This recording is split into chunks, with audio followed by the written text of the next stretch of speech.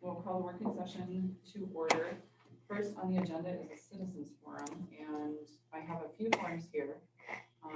The proper procedure is to fill out one of these forms if you wish to speak, but because you fill it out doesn't mean you have to speak.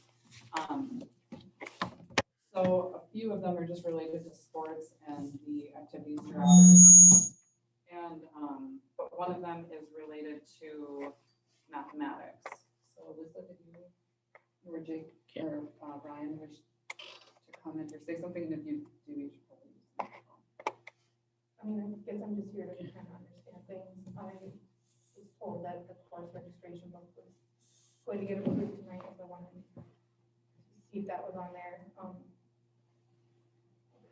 I mean, my understanding is that Algebra 1 is supposed to be offered in 8th grade in Minnesota statute. Okay. And I don't know if that's in the handbook or what. Can everyone hear that's not in the room?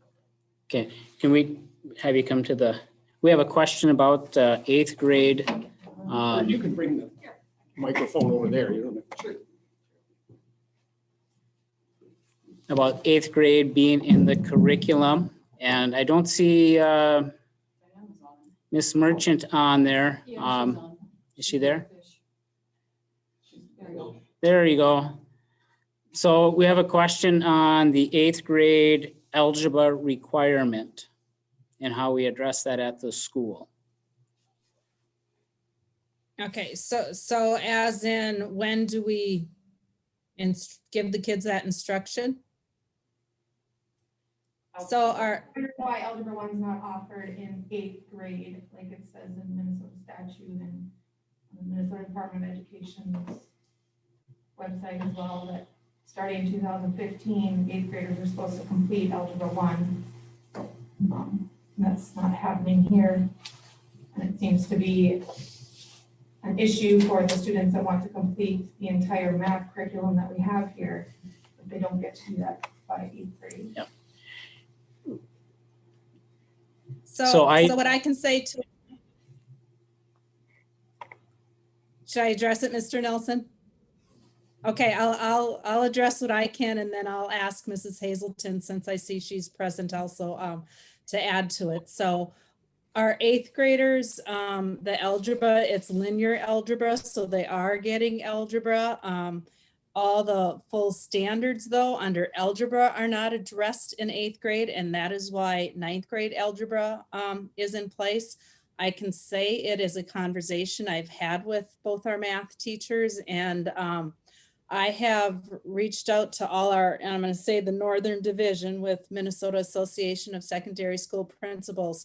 So all of our Northern schools who belong to the same division, to get a breakdown really of when they teach the different math courses. So that is something that has been in discussion this year and will continue to be addressed. Can I ask Mrs. Hazelton to add to that as needed? Yeah, so can you hear me? Yep. Yes. So our 8th grade standards cover up through linear algebra, like Mary was saying, but the algebra standards that are in the 9th, 10th, and 11th grade, where our kids are being tested on the MCA in their 11th grade year, those are higher level algebra standards. So actually, grades like 3 through 11 have algebra standards for each grade, for each like benchmarks. There are algebra benchmarks and standards in each grade. Our curriculum covers all of the algebra and also geometry and data analysis that's required by the state of Minnesota. I'm not arguing that point, but the way it's set up now is if kids are taking Algebra 1 in 8th grade, they can't complete all of the math curriculum that is here at the school without having to double up or take a summer class to make up for. Yeah, but also we can't just skip a grade. We can't just not have them complete all of the 8th grade math before they take their 9th grade math. There are other requirements in 8th grade besides specifically algebra. The only other option to complete the curriculum is to do summer school. No, the Minnesota required curriculum is for everybody to complete Algebra 2 by 11th grade, and we follow that right now. If a kid wants to advance, then we started offering the like doubling up, but we can't let any kids skip math, skip a year of math because, you know, math builds up, you know. So that's all I can offer for you right now.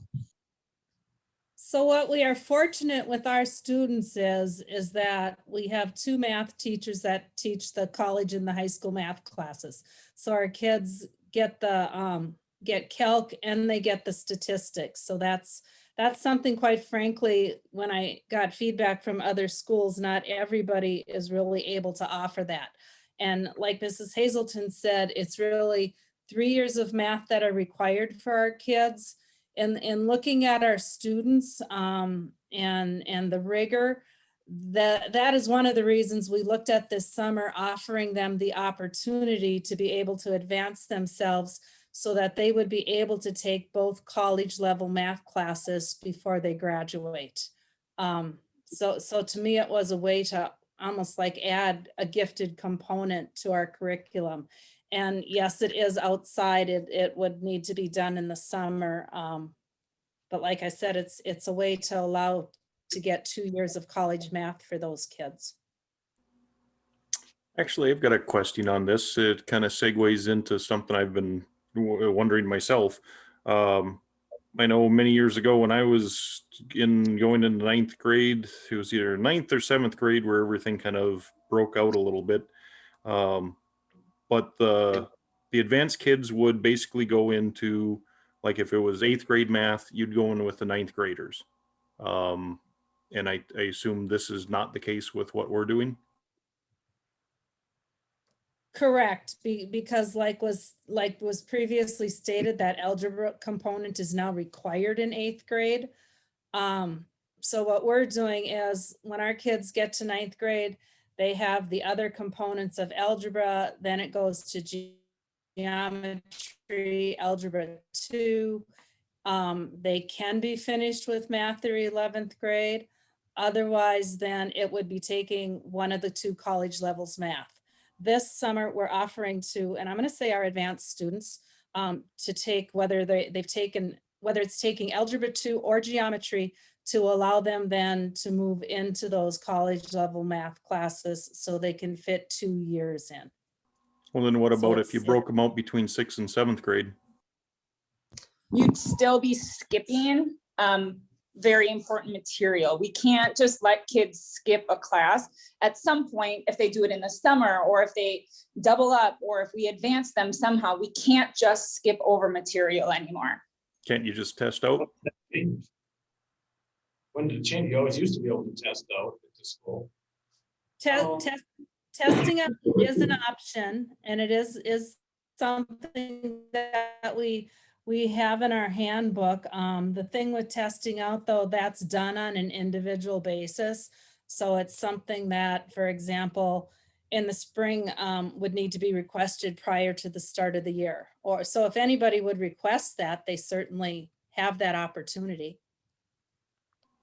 Well, that sounds And like a that can pretty be good any option. subject. Yep.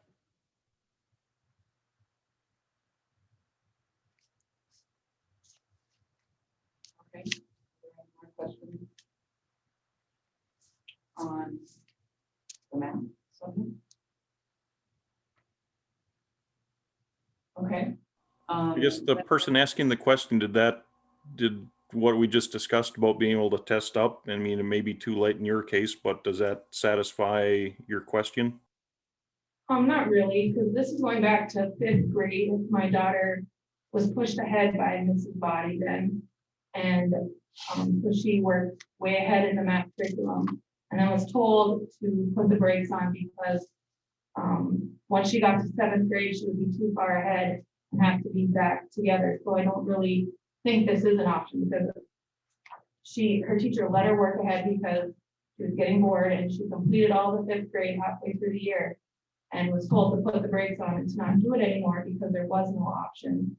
And also in statute, it specifically defines Algebra 1 by 8th grade. It doesn't say algebra benchmarks, or it says they must complete Algebra 1 by 8th grade, so I'm not really sure why we're doing it in 9th grade.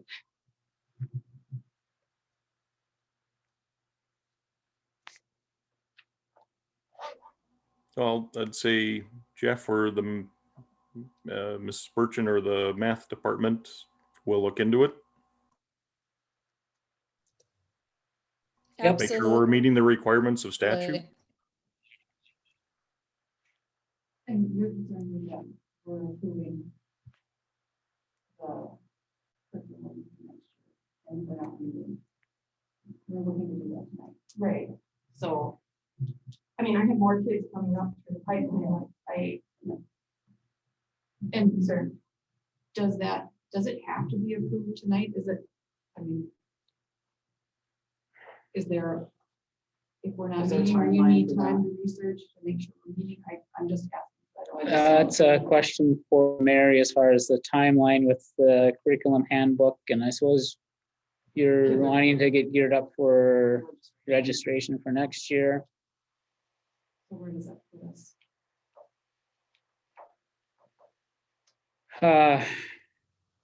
Mary? So what I would say, based on that, yeah, so based on that, if we're looking and would come with a recommendation that we align our math classes, that's really not going to change what we're bringing as a proposal for the course handbook for all of our other classes for the students. So even with approving the course handbook, I can see coming back next month and saying, okay, this is our recommendation for our math program.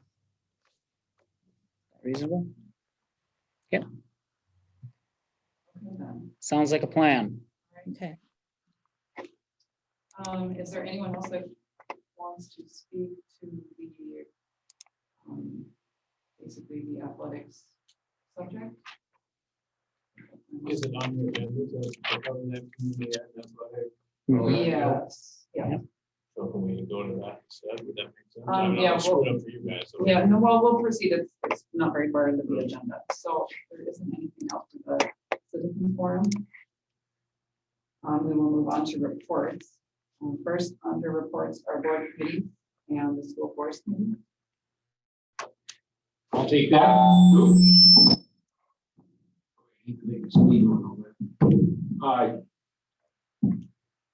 School forest brief. We talked about summer events in there, trying to get the summer school into the outdoor classroom. We talked about potential improvements to the boardwalk, the end of the outdoor classroom, getting some of that repainted, restained, and cage management. We're going to do a work project, board initiated, but hopefully get a citizens group or a student group together and work on some of the cages that are existing out there, some of which have trees that are still living in them, some of them don't, but just trying to get that back in an order. We do have a forestry timber project going on, logging project, which is coming to conclusion. We've had sort of an ongoing couple of months of that, which will impact our budget by a little bit for our financial situation, but I don't think it's something that we're all hinging on. It just needs to be completed, and then we will step forward and figure out what we're going to put back in those spots that have been deforested or logged out and deforested for long term. So I think it's been done very responsibly and with DNR oversight throughout the whole thing. So that's about the long and short of the school forestry. Did you mention the bees? We talked about adding bees. Oh, there was a bee contention, and I guess we have somebody who's willing to put a bee hive in. We didn't come to an agreement on this because I'm going to turn that off for a second. Just walk around with I think it's mine. it. It's acting weird. We have beehives available to us, which sounds exciting. You put them out there somewhere. There were concerns about bears beating up the beehives, and I guess bee kids getting stung by the bees that inhabit the beehive. So, it's one of those dicey insurance situations where you bring a threat onto the school premises and try to convince the world that we're trying to do something educational. So we haven't really crossed the line on that yet, waiting for the insurance company to go ahead and make a decision for us. And you hate to have insurance companies drive that, but you can see the logic behind it. We are going to do our best to get bees out there and get the kids involved with it. I don't know the woman's name who offered the bees up, but glad that she did. We'll see where that goes. No decision on that. It was Mary Spakoviak Okay. was the gal with the bees. And I know that, was it Scott was gonna look into Wilmer's Bee Company or farm? Yeah, As just well. see what advice they have as much as anything else, because I think it's a new idea for us. And every time we get into that school forest, something new and exciting happens. So Okay, anything else on the school forest committee? Next is health and safety committee. Seth, are you on? Do you want to review that? Yep, I'm on. So we just had, Brian was up here and kind of got everything updated. We did have Barb Schmitz from the co-op come in and do a OSHA, and it turned out surprisingly well. I just got the results here just about an hour or two. Otherwise I would have had them out to you guys. So I'll try once again and tomorrow I'll get those to you. But that's about all I got for health and safety. Okay. Next is superintendent and elementary principal report. Can everyone hear me okay? Okay. Enrollment report, the elementary were up 1 district-wide. Since the start of the school year, we're up 5 students. That's good news. Safe learning plan update. We did send out information and we're starting to offer COVID testing for high school students. And that'll be offered bi-weekly and on the same schedule that we're using for staff testing. And we did conduct a vaccine clinic at school for students 16 and older with parent approval. And Mary, can you refresh, was there about 20 students that signed up for their first vaccine? I believe so. That's close. I think that's in the ballpark. We've gotten through a couple rough weeks with lots of quarantines and kids having to stay home. I think it's, from my perspective, it seems to be slowing down a little bit. So hopefully we're over the bad spell and hopefully it'll start improving. So our goal is to keep the kids in school as much as possible and just being able to offer it. So it's been a challenge here the last few weeks. Staffing considerations on the list here, I have community education coordinator, activities director, and transportation supervisor, bus driver. And I also, in case I get wrapped up in this topic, don't let me forget to briefly talk about elementary positions as well. The proposal to advertise for the transportation supervisor, bus driver, and the community ed coordinator, activities director, those 2 positions is meant to be a starting point to gather a pool of potential candidates internally and externally. It also provides a reasonable estimate for a potential budget increase for adding a new 0.625 FTE for the activities director, community ed position, while also maintaining a full-time dean of students at the same time. And again, this is only intended to be a baseline because as we know in this small community, we have to adjust based on the candidates and the staffing we have to best meet these positions. So we might have to, once we advertise, might have to do some adjusting and realigning of positions to best fit our staff that we have on hand. And we kind of saw how that happened when Reed McFarland retired, and we looked for a position and we had the candidates come in and we ended up having to juggle things around a little bit to best meet our needs with the people we have, so it's going to be kind of one of those processes as we work through this. The Community Education Coordinator Activities Director position that we're going to be advertising assumes the number of duties would have to be reassigned. For example, the school readiness program before and after school age care could be directly supervised by the superintendent with support from district office staff. The base salary estimate for this position is based on the current community ed coordinator salary plus the $7,422 stipend for the activities director position. There could be some additional cost impact on the budget, and that would be determined by the cost of the fringe benefits. That's kind of the unknown. We kind of list a range on the low end to the high end, what we could expect depending on who we hire and what their circumstances are. A lot of it's around the health insurance benefits. So that position would be, of course, the activities director would be in charge of the co-curricular activities. The community ed piece of it would be the youth athletic programs, the adult community ed programs, minus some of the other school readiness that could be assigned to another position. So that's the rationale for that part-time position as a baseline to advertise to fill. The transportation supervisor bus driver position is going to be a challenge. It was a challenge last time we tried to fill this, and I don't think we ever stopped advertising for bus drivers.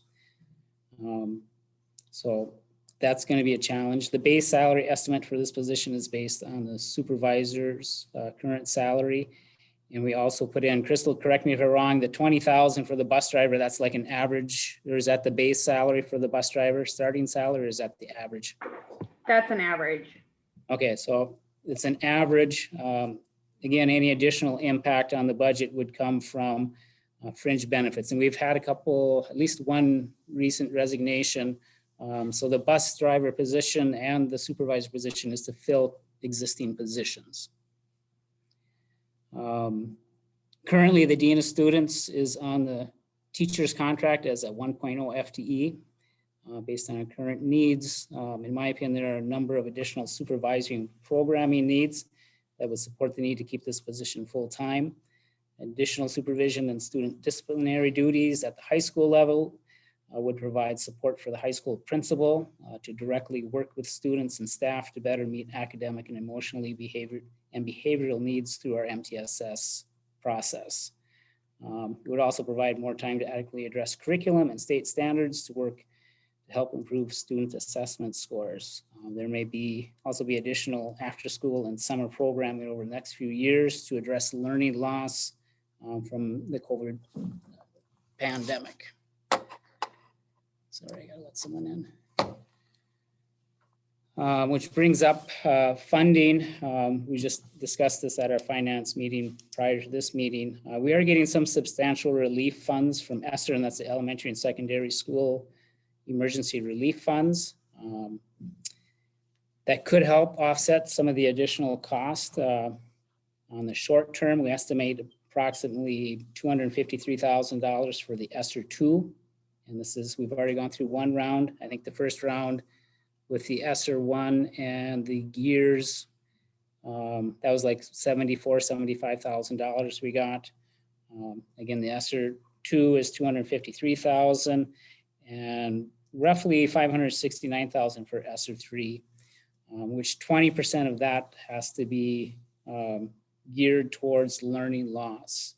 And that kind of goes back to my earlier statement with the MTS, and that's a multi-tiered student support process, working with emotional behavior needs of students and academic needs as well.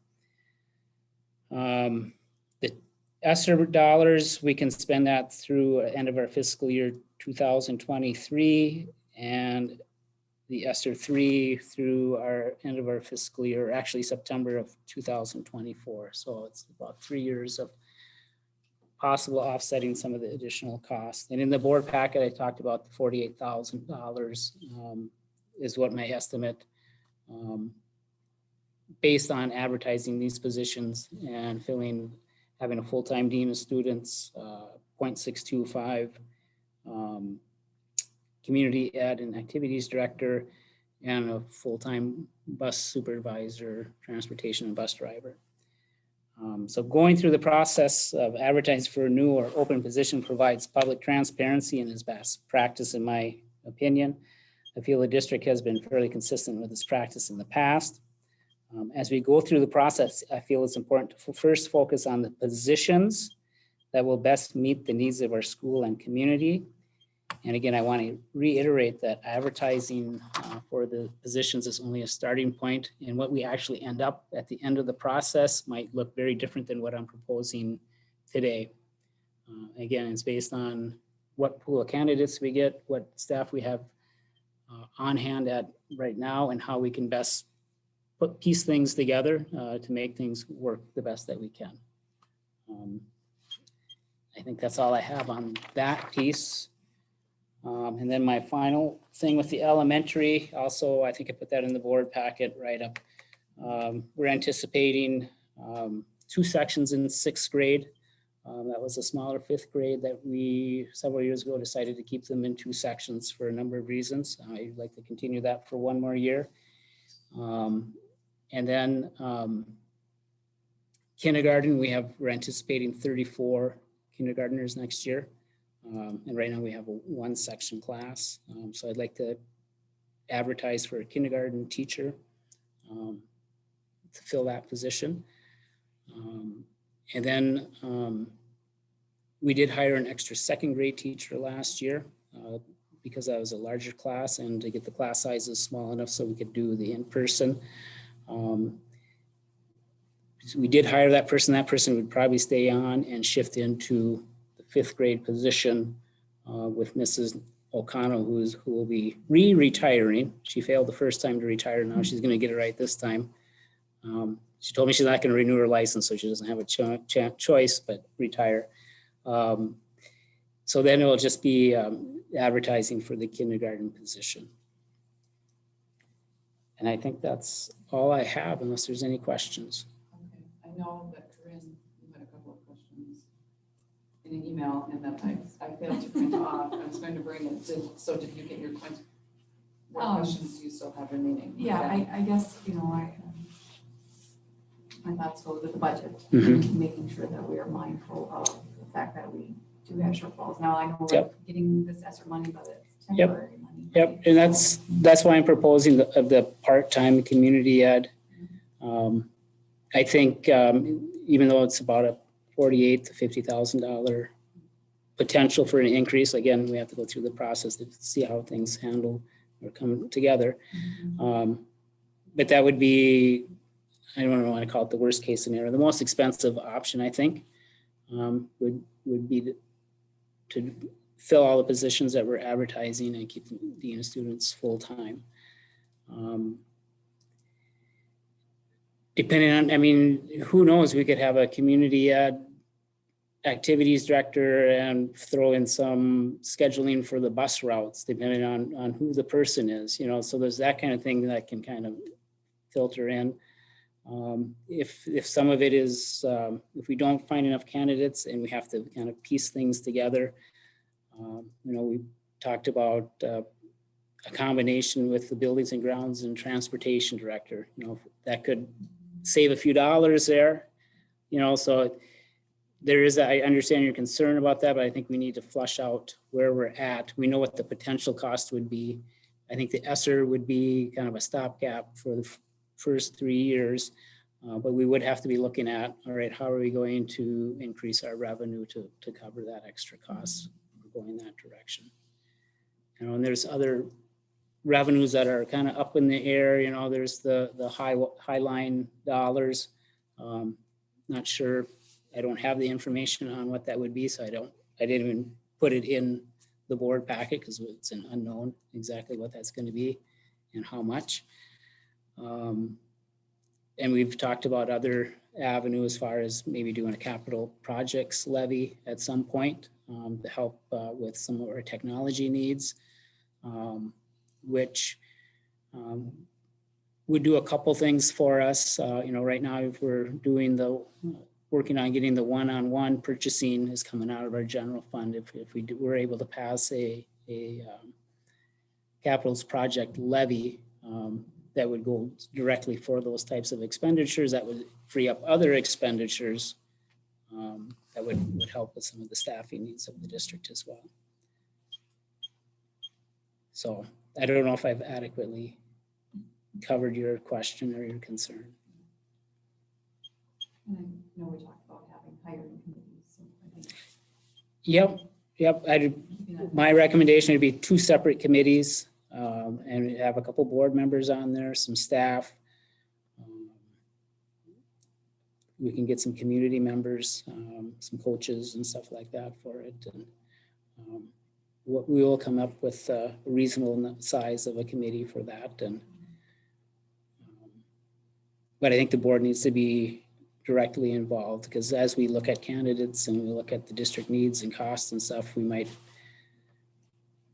get at the end of the process and say, well, we're going to combine these positions because we don't have a new candidate to fill it and that type of thing. So that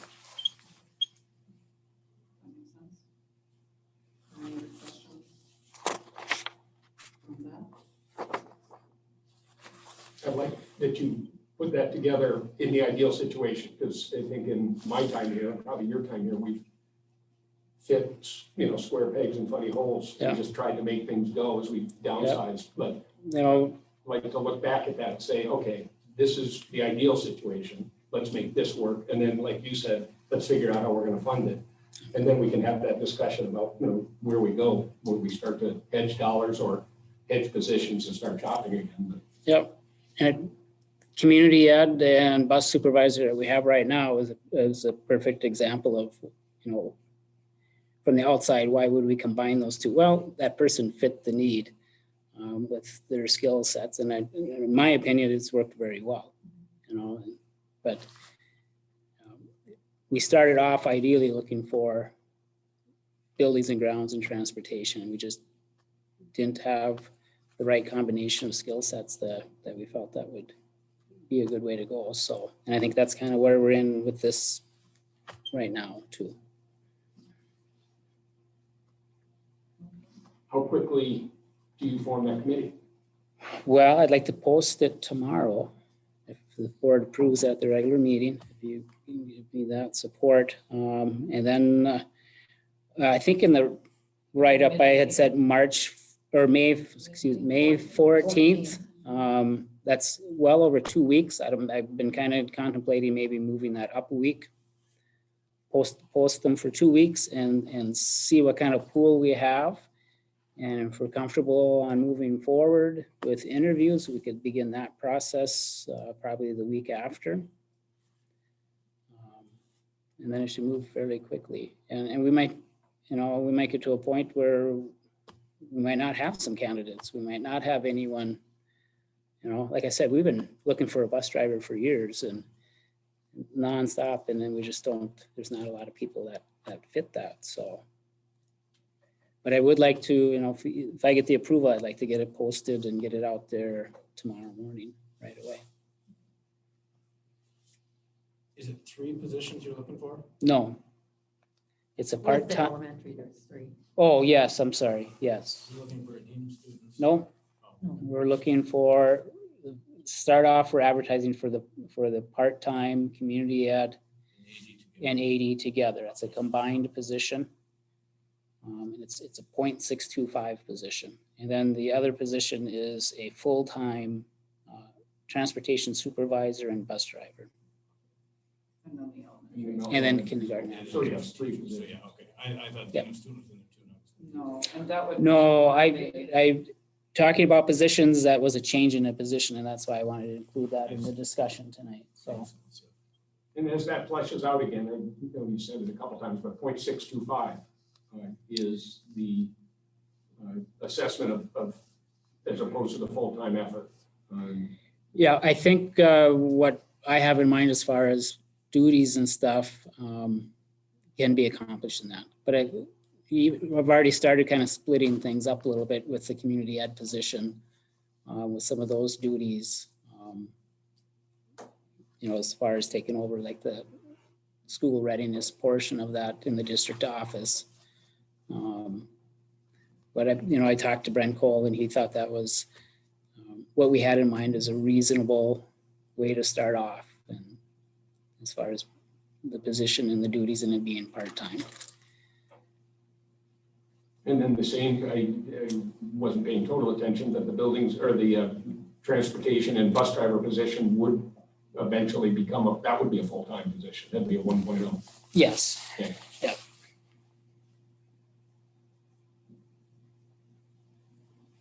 So if you fill the transportation supervisor with an existing bus driver, let's just say you're still looking for A part-time bus driver.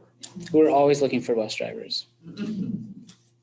Well, maybe we'll end up with an AD, Who community can drive a ed bus? and bus driver.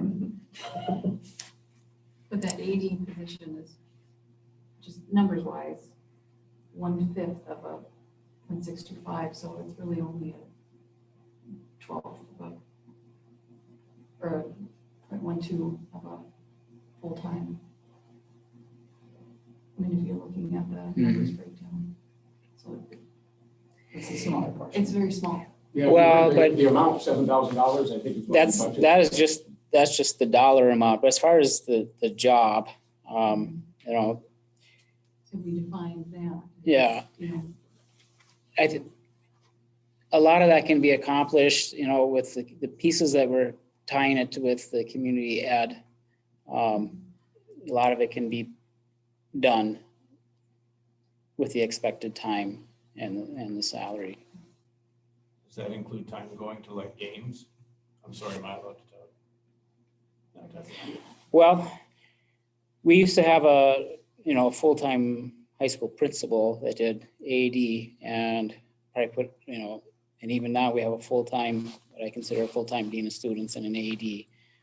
So we've put a lot of, strain or stress or expectations on our activities director and haven't always, you look at $8,000 for the position, that I'm not sure, we've always got people to do it. I don't know how fair it is, because it's a tough job.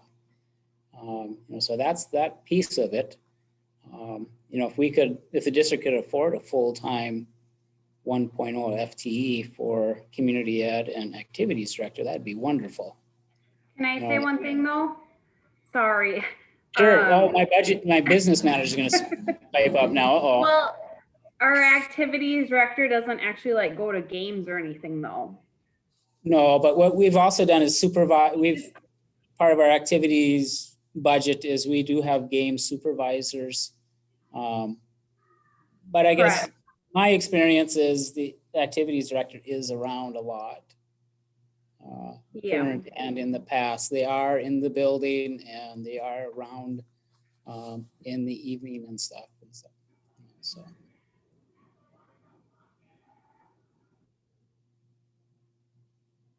Yeah, we started the supervisory roles about 3 years ago, 4 Yeah. years ago, just in response to the fact that the AD couldn't be at every game. If basketball was here and hockey was in there, you just couldn't be at both places at one time. And we felt there was a need to have at least a school presence there, somebody with some authority.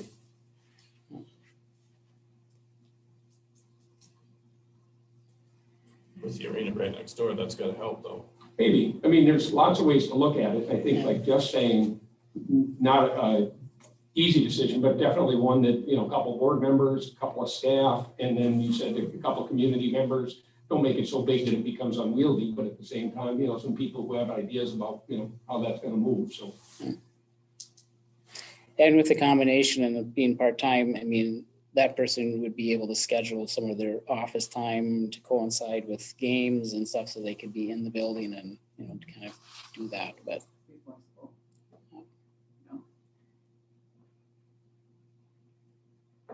Okay, anything else on that subject, or are we ready to move on? Next up is high school principal Mary Merchant. Good evening, everybody. We are in the midst of MCA testing, and for the high school, we will be wrapping up May 12th. But then if there's kids who have missed to do the retests, Diane will get that scheduled following May 12th. course handbook is up for approval tonight. I'm excited with the new courses that we have to offer kids. Teacher assistant is one that we want to get added, and they would be working with elementary and high school teachers. And last week when I met with the elementary teachers working on reading curriculum, I told them about the teacher assistant. They had a chance to ask questions about it. So I think a lot of them were very excited about the opportunity to have students working with them and their students throughout the day. And then with Mr. Kraus, we're looking at adding a reel-to-reel history class as an elective for the kids. And with Mr. Sather, we're looking at adding a video production class for a period. And then, as you may be aware, our 10th graders this year took health, and health's been changed to 9th grade. So our 9th graders have health/phy-ed. Which also started this year. So next year they will have met the standards that they need for that health component to graduate. So careers is a required class. It's offered one semester. So to fill that other semester, Mrs. Storbeck is adding an Art 10 and going a different route with it, not just having an art class with the same things that they'd be able to take with the art classes she's presently has, really looking at artists and different forms of art and really just enhancing our entire art program. And then this year for our foreign languages, kids started out with Apex. A lot of them really struggled with that. I had previous experience with Acellus, and as you know, we've used that for our students for credit recovery or other classes maybe that they'd want to choose for electives. And so in looking at foreign languages, unless the board would want to look at trying to post and add a position to get a part-time foreign language instructor, we'd be looking at utilizing Acellus. And the students that have been using it this year have been successful at it. They like the format of it. It's not live teacher instruction, but it's video instruction that they watch for the teacher and the pacing of it. And Spanish, French, and German are the 3 primary languages that are offered. They are adding sign language next year. I'm not sure how that falls into place for meeting the foreign languages for college credit, but there's some kids interested in taking that as an elective class. So really excited to see the enhancement we're going to be able to have for our high school students with our curriculum. Our juniors took the ASVAB on April 20th, and the National Guard will come back to interpret the results with our students. Grand March, our component of prom, was this past Saturday, and it went off very well. It was a very nice evening for everybody. You know, the only slight in the evening was that we had to limit it to 2 adults coming in per student, but it was still a very enjoyable evening with that said. Graduation, we are planning on holding it in the main gym. Band and choir pieces are going to be pre-recorded. But right now with the senior candidates for graduation and looking at, we asked them how many guests they would like to be able to have. You know, knowing we have to limit, right now we're going to be able to honor their requests based on the seating in the gym, using the bleachers and chairs that we would put on the floor. We are looking at, I shouldn't say looking at, we are planning on continuing a parade as was done last year. So following the ceremony, the plan is to have a parade once again to go out and through the town for our seniors. And AAA boosters are going to sponsor and pay for banners to hang on the streetlights once again. So both those things may be becoming a tradition for our graduates. We are looking at having summer school for 2 weeks, June 7th through the 18th from 8:30 to 3. And are looking at coordinating to have breakfast, lunch, and transportation if it's needed. primary focus initially was credit recovery, but as you heard the conversation about math classes, or if there's kids really that want to advance with some gifted classes, I'd like to open that opportunity up for the students as well. And then our Scholastic eligibility policy, there's some things with it that I think have made some unfair obstacles for our students this year. There's been some concerns that have brought to me, and I know Mr. Hazelton shares the same thoughts on that. So we are going to be looking at reviewing that policy and bringing a recommendation to the board this summer. And then our senior trip continues to be planned for May 21st to the 23rd. And then COVID testing, I have a question mark on my report, but with the students being able to do the saliva test, I know it's optional, we can't force them to do it, but it will fall, the schedule we have to be testing at school right that week, right before the trip. So if we can get them on board to test, it just puts one more security measure in for our kids and everybody going on the trip. Does anybody have any questions for me?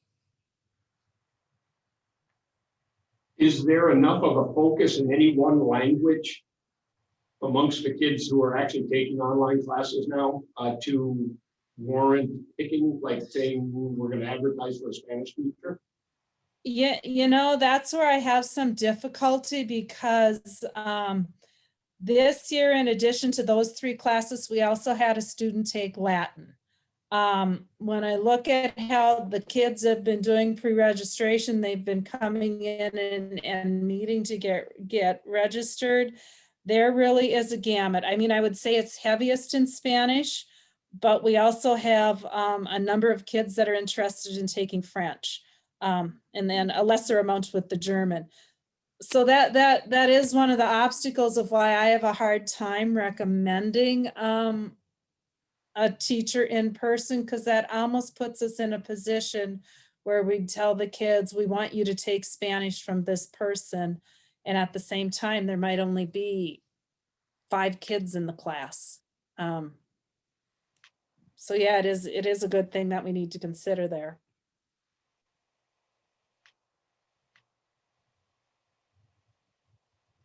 I have a question, and not nearly as probably important as Tim's question, but what is the real history? Can you repeat that? I'm having a hard time hearing you. Maybe my microphone was wrong. What is the real history? What is that class? I still didn't hear, I'm sorry. Real to real history. Oh, so what's it about? So the real to real, the real is REAL as in actual history, and the REEL as in movies. And so it's going to be presenting events in history and then comparing it to, you know, when people watch the movies, they think that's really the way it is. So there's really going to be some analyzing going on and comparing and contrasting to point out what really happened in history.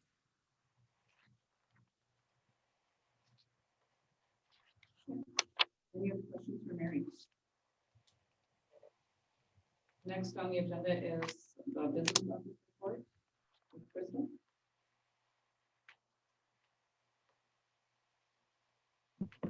Was that me? Sorry, I can't hear. Your mic keeps going on. Keeps going on. Sorry if you can't hear me. Yes, you're up. Okay. So at the finance committee, we just went over the monthly budget report, and obviously it's still not reflected appropriately because we haven't done a revised budget yet. But as of right now, looking at the revenues, we're within $10,000 of what we had anticipated. Expenditures, I'm still working on that, but we should be right within line to have a balanced budget. The O2 fund is also not reflected appropriately on the budget report. It's actually at $116,030, which is 37.2% of the budget for revenues.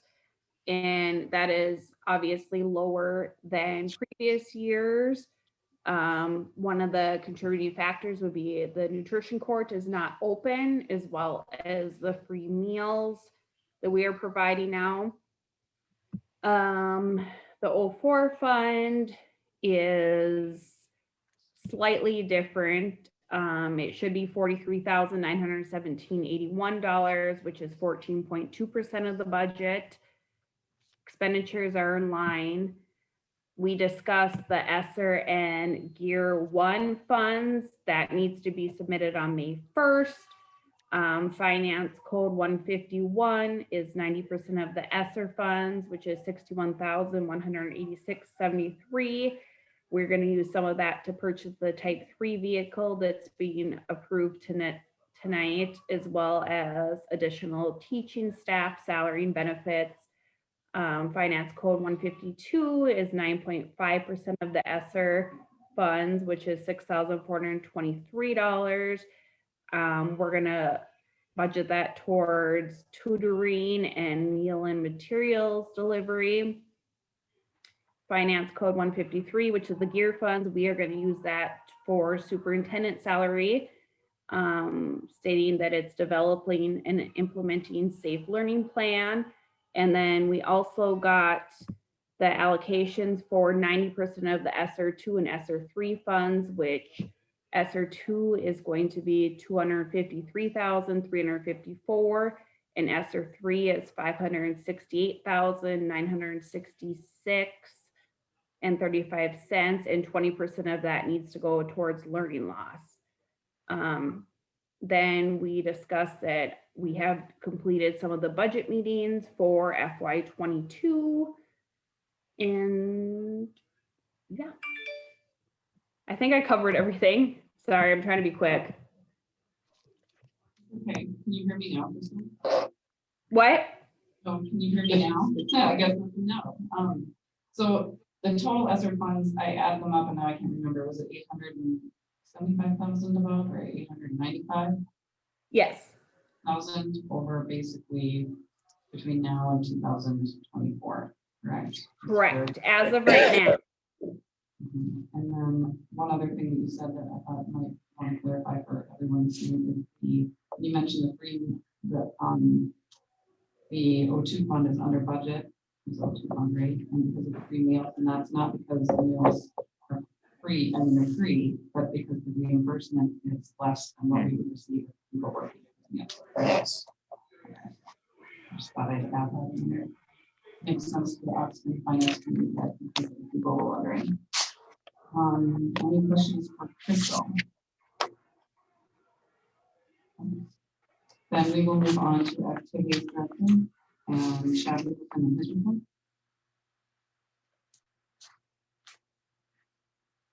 Not sure if he has a report tonight. No report? Okay. And then we'll go to buildings and grounds with Steph. And he has buildings and grounds and pool resurfacing. Yep, I wrote up a letter for the board's okay to start moving forward on this project. We talked about it in the Buildings and Grounds Committee. It does exceed our quote policy and falls into the bid. And with that, if I could get the permission from the board to start on that so we can get moving forward and get this scheduled, that's what that letter is for.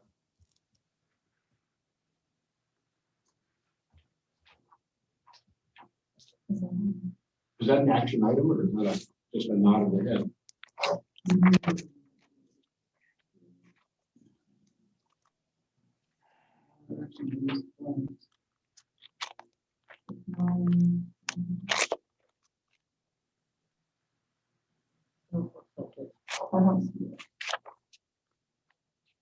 I think Danny said that should fall under working. Yeah, we should just be able to nod our head. It's like directing you to go advertise for. Just to consider. Yeah. Really don't have a choice. Either do the project or don't do the project. We have to go out for bid. So he just wants your blessing, and then in May, or the May meeting is when we'll accept the bids. So that's when you make that approval. Yep, exactly. All right, anything else, Seth? Just like I mentioned before, we had Barb Schmitz was here with the OSHA, and that turned out absolutely fantastic. I did get a call Friday afternoon from the fire marshal, and they're scheduling a visit May 12th. And then Crystal, Brian, and myself met last Friday, and we started working on the LTFM already for next year. And that's about all I got. All right, then up is community ed and transportation with Jordan Cole, the behavioral report. He talked to me, he has a baseball game. He's Oh. probably still at that, so he wasn't sure if he's gonna make there, but Okay. if he told me there was something I was supposed to say, I forgot it, so. Okay. All right, well, it was important, you probably would have remembered, so, let's hope. So, last is food service with Cece and Jackie. And then Cece. Hi, good evening. Can you hear me? Yep. Okay. Jackie and I have an update for next year's breakfast and lunch program. Last week, USDA sent out an email to all schools nationwide that we would be able to serve free meals through next school year. Last year, they told us the same thing, and we had to use the summer food program. This year, we have to use the seamless summer option. The difference there is, and Jackie might be able to help out a little bit more, but it aligns closer with the National School Lunch Program and the School Breakfast Program. The good point, or the good thing about it is we will be getting, how did they put that? They said we'll receive higher than normal reimbursements for every meal because of the costs associated with pandemic related operations. So we have to jump through some hoops, but every Tuesday, Jackie and I have webinars with Food and Nutrition Service with the state of Minnesota. And they will be clarifying what the requirements will be. They had met with USDA last Thursday.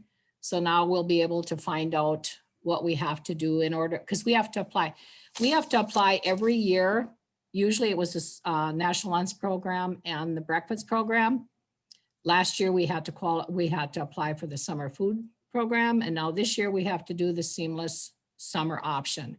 So that's what we're going to have to work on. They will be working closely with us to make sure that we will qualify and get approved.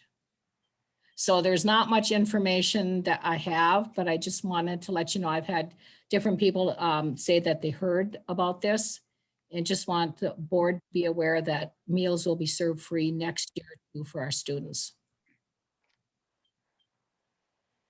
And that's all I have. I don't know if Jackie has anything. Nope, not at this time. We'll know more after the webinar tomorrow.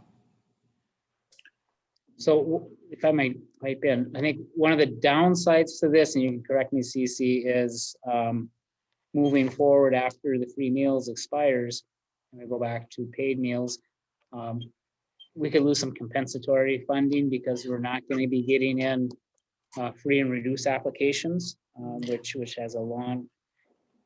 I have some really bad news for our school district. You know, it was really hard when I looked into it. On the website, you can go in and it gives every school's free and reduced rate. We were at 28%. We could not get people to fill out applications this year we tried. I mailed out applications, you know, all the time, several times this year. And we just couldn't get anybody because they were getting free meals. And because Cece, I was just going to ask you that. Is that what you think part of the problem is? Because they knew it was free, so they don't even want to fill it out? I don't know. I can't answer for them. So they just don't qualify. Right. They could, I don't know. I don't know why they didn't. We just didn't. We were at 54% a couple of years ago and now we're 28. So I don't know what the answer is. All I know is we really, really have to encourage, and I hope Woody puts this in the paper, encourage families to fill it out, at least fill it out. And because it will make a difference next year. And a lot of that, they look at that data too, and that's how they set. I feel like that we need to figure out a way to dollars encourage for people title to fill it out. school. Yeah, it's a struggle. And and because of that, the seamless summer option, we have to be at 50% and we're at 28. But the food and nutrition people are absolutely wonderful. And they said they would work with us. We can probably, I went on the census map for Lake of the Woods. And according to the census map, we would qualify. So, and we can also, it's based on schools that we border with, our district. And we would hopefully be able to qualify with them too. But right now we don't qualify. Except for the eligibility for the census. So I'm hoping they'll look at that and give it to us. So just so I understand what you're saying, the meals will be free next year, but we Right. still want as many families to fill out that application to get our percentage up. Right, because we will get approved. They said they would work with us. So I'm just saying, I probably shouldn't even say this, but we're pretty guaranteed that hopefully we'll approve. I hope nobody from the state is listening to me, but I think we'll be approved, but the parents and families still have to fill out the applications for next year, for the following year, because I don't know what'll be in the next year.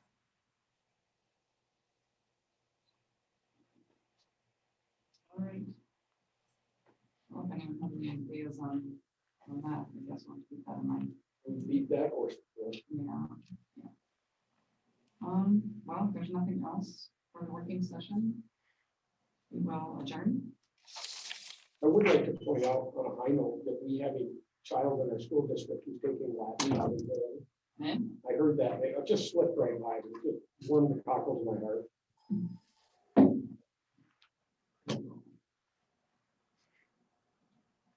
okay, do we just move right in? Move right in. Okay. We'll just keep recording. Do you want to let the crowd know that there's a break? That there, yes, I mean, there's the a working session is over, and Right. now we'll move into the regular school board meeting. We'll call the board meeting to order 7:11. And proceed with the pledge of allegiance.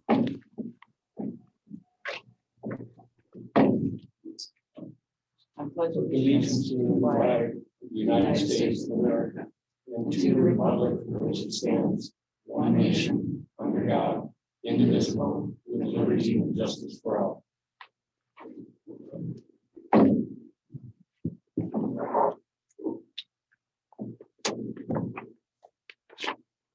So we need a motion and a second to approve the agenda as presented. Motion by Lyon. Second by Johnson.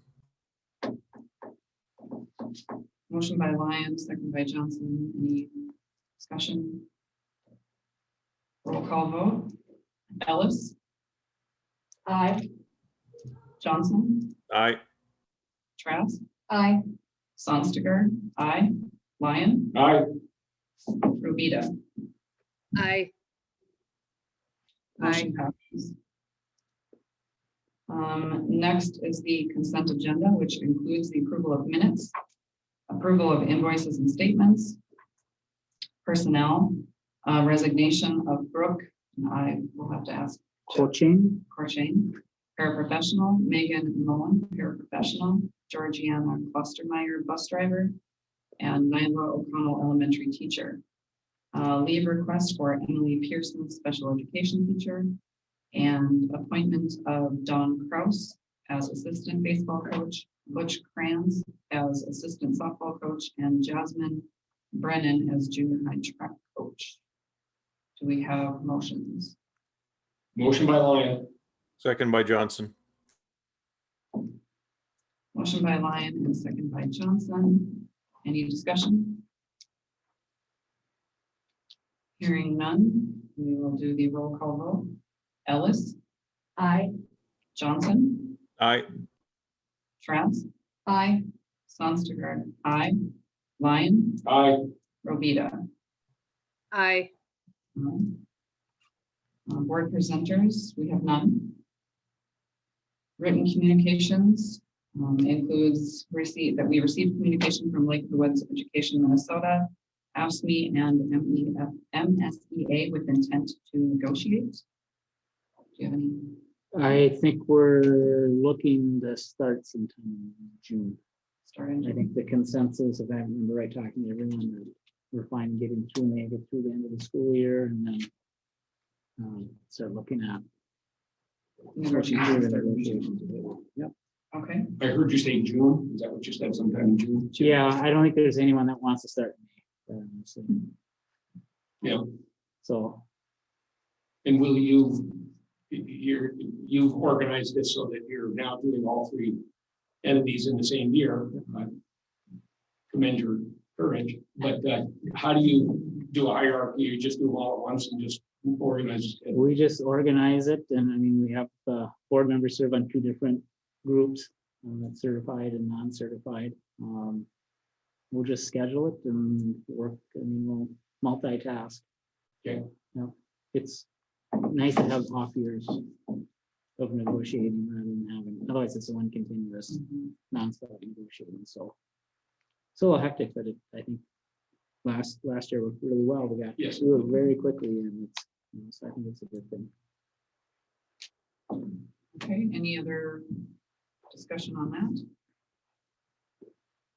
Hearing none, we will move to old business. First up is the approval and third reading, to approve the third reading and removal of policies 407A, health and safety, 426, wellness programs and tools to complete programs, 440 job description, and 441 comparable work. Do we have a motion and second? I'll make that motion to remove those policies.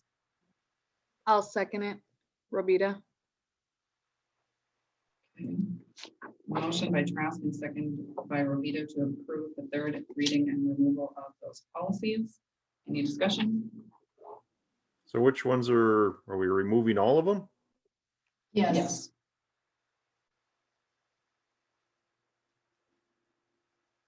Okay. Any further discussion?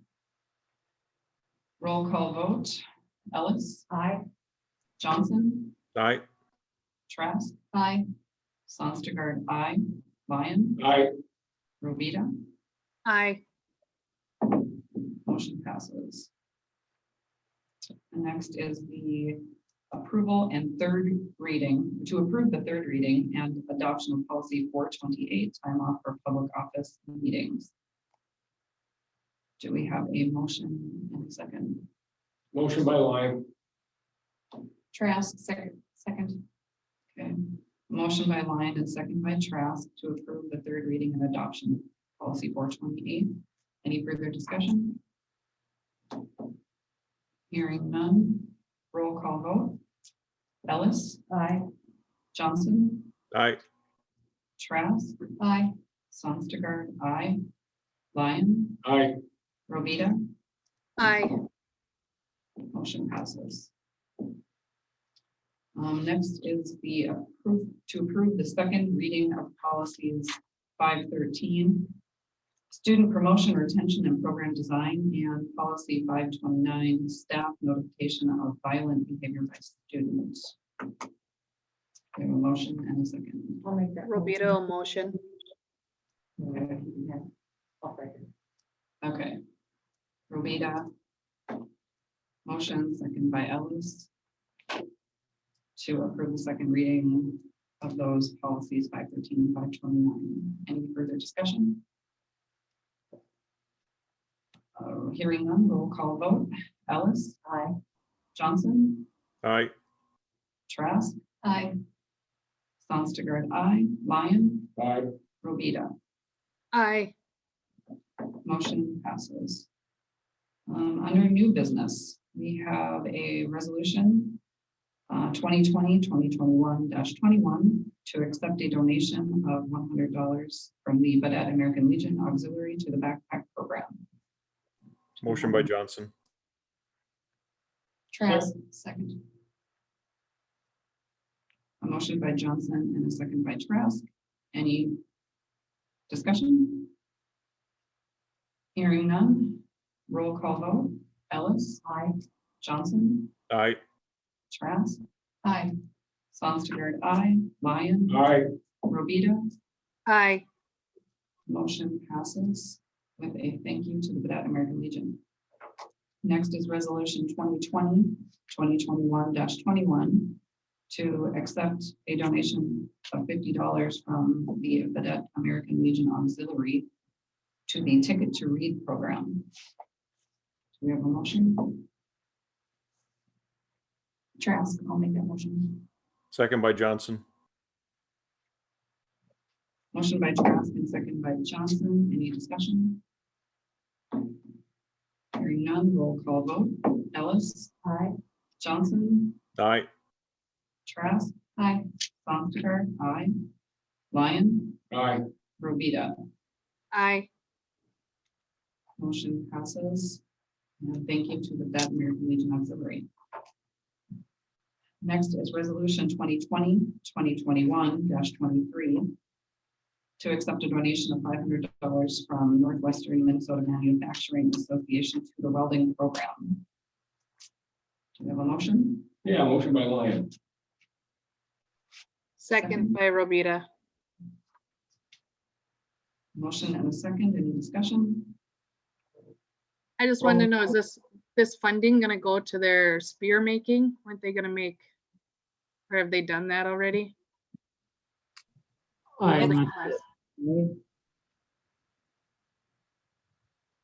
It's in progress right now, and actually, the spear making that they're doing is going to help fund the program. Estimated cost of each spearhead is $35 to $40, and we're charging $80 for the spearheads. And I believe at last count, we were around 100 of them on order already. How do people order them? I think it's around 100 already, 100 people. How do people order them? I gotta be careful. I should say 100 orders, because there's some people that wanted like 3. And Mr. Lane was such a big help in this endeavor because of his well, I'm gonna say sites and through Messenger, and he did it through private messaging. So he's been the one that's been managing the orders for Mr. Solar in the class. Mary, the question in the house here is, how do we order the spears? Oh, I'm sorry. Well, if you want to send me an email so I have something in writing, that would be the best, because offhand, I don't remember what sites Bob sent, Mr. Lane sent it out on. Okay. Is that also something we could put on the paper? Just to put it out to. Right now, our problem is we don't want to advertise anymore because we want to make sure we can fill the orders we have, hopefully before the end of the school year. I mean, it'd be great if we could have a couple more periods of welding. So let me visit with Mr. Solar on that and see what he anticipates. But yeah, definitely, I think it's the thing that we could really turn this class also into an entrepreneurship for our kids. Any other questions? I think that's great. Okay, roll call vote. Ellis. Aye. Johnson. Aye. Krause. Aye. Sonstergaard, aye. Lyon. Aye. Rovita. Aye. Motion passes, and thank you to the Northwestern Minnesota Manufacturing Association for that donation. Next is resolution 2020-2021-24 to accept a donation of $500 from Artisan's Rocky Point to the class of 2021. Do we have a motion in a second? I would make a motion. I'll second Trask. Motion by Lyon and a second by Trask to accept that donation from Artisan's Rocky Point. Any discussion? Just the curiosity, I know every time we get audited, that these funds, especially from the prior classes, graduation sort of languish, at the end. So I would encourage who's ever in charge of the class of 2021 to please make use of it before the end of the school year, right? Because that seems to be where our audit flags us every time. I'm assuming this is probably to go towards their senior year. Yeah. Oh, okay. Yeah. That's right. They still got a big expense. So any other discussion? Hearing none, roll call vote. Ellis? Aye. Johnson? Aye. Grass? Aye. Sonstergaard? Aye. Lyon? Aye. Robita? Aye. Motion passes, and thank you to Artisan's Rocky Point. Next is resolution 2020-2021-25, accepting a donation of $501 from Extreme Duty Ironworks to the class of 2021. Do we have a motion in a second? I'll make that motion. Trask. I'll second it. Robita. Motion by Trask and second by Robita to accept that donation of 501 from Extreme Duty Ironworks. Any discussion? Just about the amount. Yeah. Yeah, the 501. I See a appreciate little that. competition going on? Yeah, I was gonna say, one up on Artisan. Yeah. I don't know the answer to that one, Tim. I don't know if anyone does. Yeah, oh, Joe. Oh, gotcha. So roll call vote. Ellis? Aye. Johnson? Aye. Grass? Aye. Sonstergaard, aye. Lyon? Aye. Robita? Aye. Okay, motion passes, and thank you to Extreme Duty Ironworks. Next is resolution 2020-2021-26 to extend the deadline for leaves granted by the FFCRA.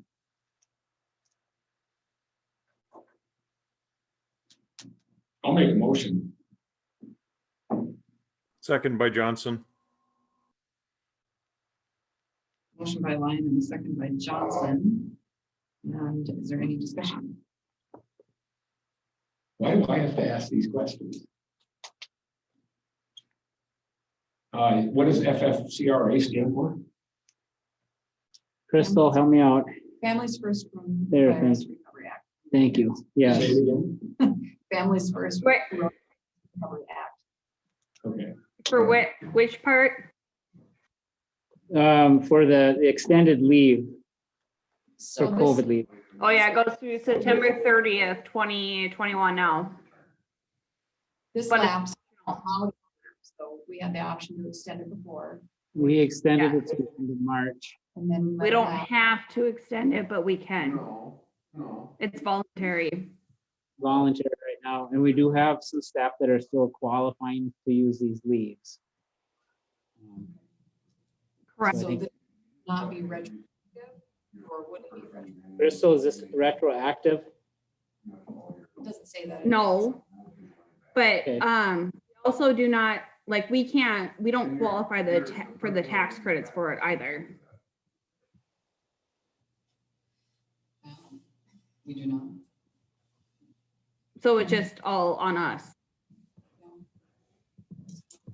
So this is just those people who haven't used it until this point. That's not the reset of the 80 hours. No, it's not a reset. just- It's if you've already used it up, you're done.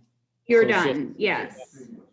It's just for the people that have not used it, we can have the option to allow them to use it still.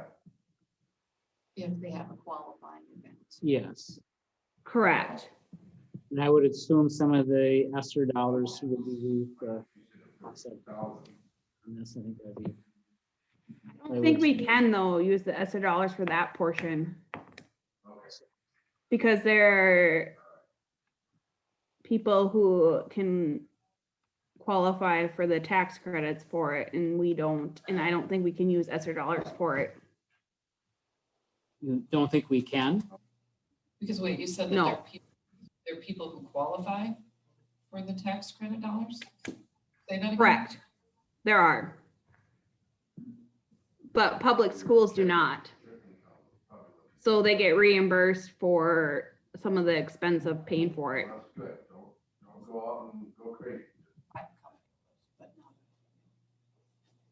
That's what she's referring to. Yeah.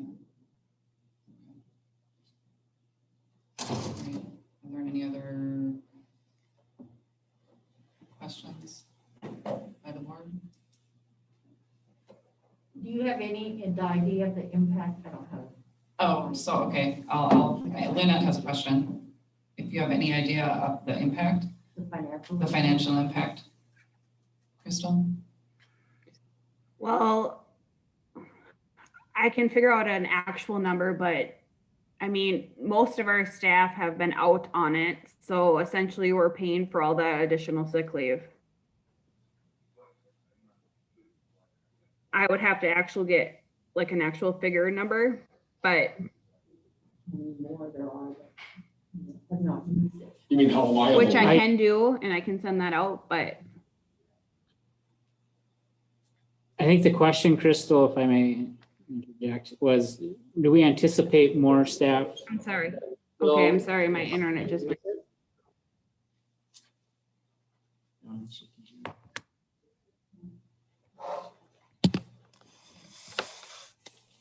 Can you hear me, Crystal? Oh, I think she was having, I'm issues. sorry, I can't hear yeah. right now, my internet. If you type a question, can she see it? And if she, Okay. Now I can hear you, Joe. Okay, I was gonna send you a chat.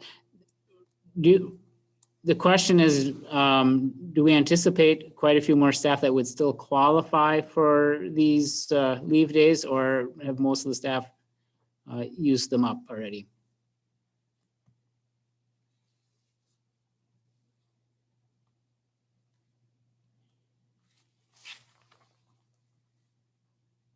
Is it a question of being supportive of the staff who had decided in prior years not to use them so far? I guess that was my question, but I was just wondering about or them. just, my guess is that it's not so much that they would not need to use ever, that it's not a choice, that they just haven't had to, correct? They haven't been in a situation where they have to be. There are some that have not had to take. Right, but we've been COVID-related leave. supportive of those who had to. Yeah. And I see as a school board or a school, we would be supportive of those who had And to. we may still have staff before Right. the end of the year. I mean, we have quite a few, I mean, we just went through kind of a spike. Although we do have a high percentage of staff that have been vaccinated, so we have seen a dramatic downturn So the on. math should say that our chances. The math of would getting say less there's collapse. maybe a few that might still have to be out. And more than likely, it's going to be, quite honestly, staff with children that might have to be quarantined. Even though the parents are vaccinated, they have to stay home and take care of their kids. And it's COVID related, so that would be legitimate use for that leave, so. And then in the summertime, it would just be staff that work in the summer, but like a teacher that doesn't have hours, they would no longer No, need this, right? No. I mean, dumb question, but. some schools just extended to the end of the school. Sorry, year. I'm back now. Jeff, I'm back now. Sorry. Sure, you keep leaving. So we were just talking I about know. number of staff that But, would. yes.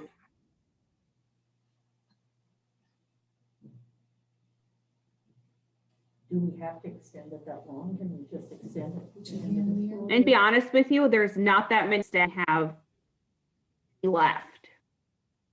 Okay. So the question is, do we want to amend this to just extend it to the end of the school year, or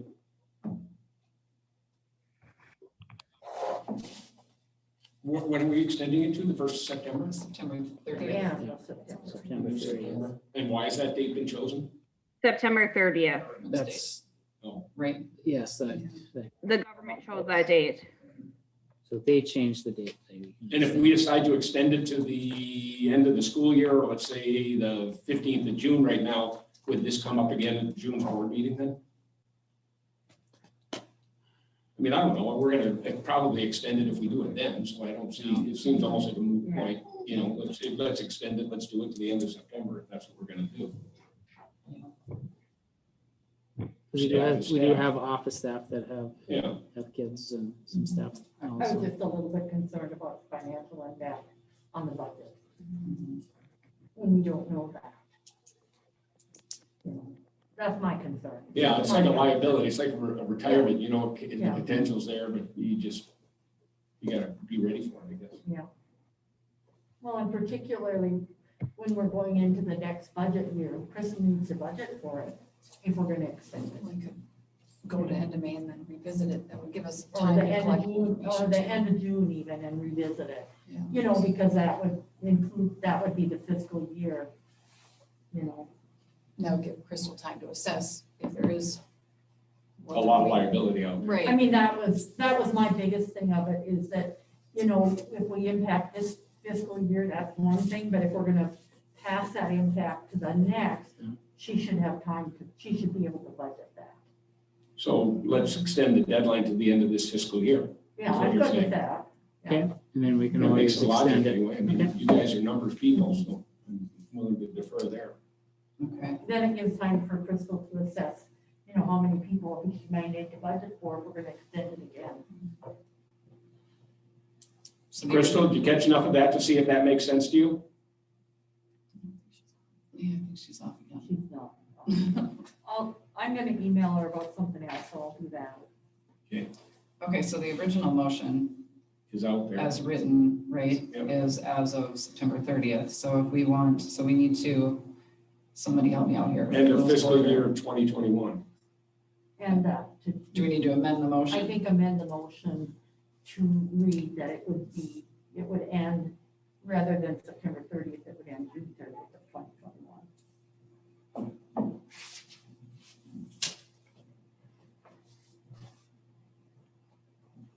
Okay. So Lynette makes a motion to, or you're amending the motion? Amend. What's I the? think he made the He motion, made the so motion. he needs to amend needs it, to or we amend need it, to I think. You vote it need to down. amend it. Yeah, so I would make a motion to amend my previous motion to what you're about to read. Okay. To extend the deadline for leaves granted by the FFCRA to June 30th, 2021. Yes, I would make that motion. Okay.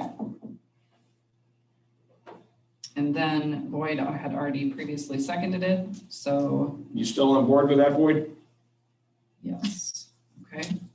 All right, any further discussion? Okay. Hearing none, we will go for a roll call vote. Ellis? Aye. Johnson? Aye. Trask? Aye. Sonstergaard, aye. Lyon? Aye. Rovita? Aye. Motion passes. Okay, next. I'm confused. To award the health insurance bid to Northwest Service Cooperative, Blue Cross Blue Shield.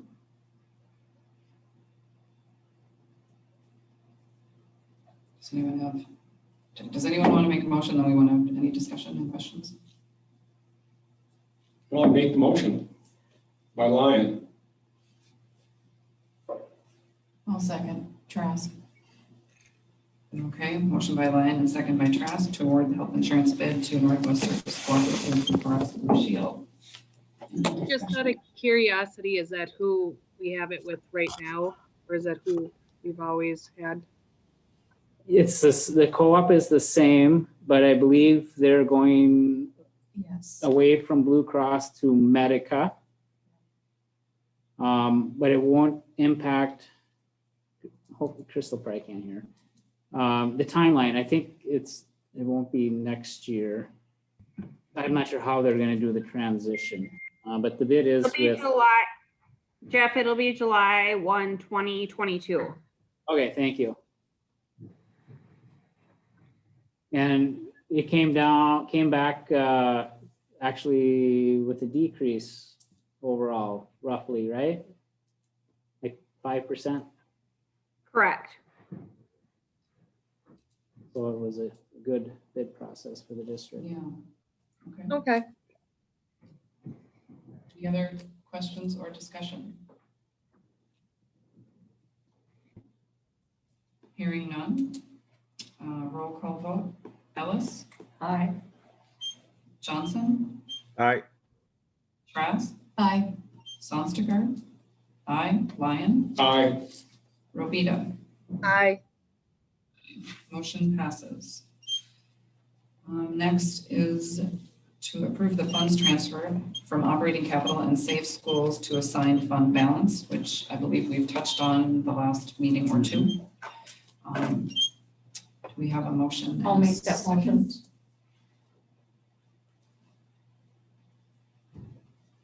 Second by Lyon.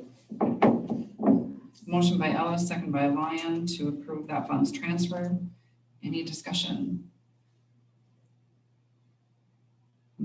I don't know, just because we have a lot of people in the room, do you want to just give a 1 or 2 sentence synopsis of that? Unless Crystal can do a better job, because I'm trying to remember.